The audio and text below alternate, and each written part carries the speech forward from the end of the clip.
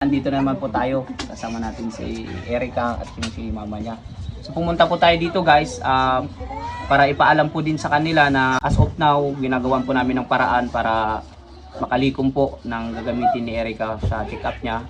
January 17 po, kailangan niyang pumunta ng Rojas and kailangan din po nila ng ambulance. Kung sino po yung may idea dyan guys, paki-comment naman dito para maka-organize tayo ng ambulance sa kanila at para makatulong din po. Kung sino po yung gusto magpaabot ng tulong, open din po kami guys.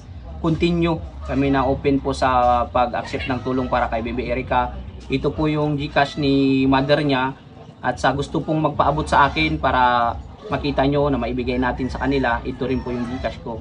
Shoutout din po sa nagbigay ng sponsor nung kahapon. Sino po ma'am yung taga Diniwid po? Supero Badoy Dilatori. Si Sir Badoy Dilatori po. Si Sir Badoy Supero Dilatori. Maraming salamat po sir sa pag-donate po para kay Erica.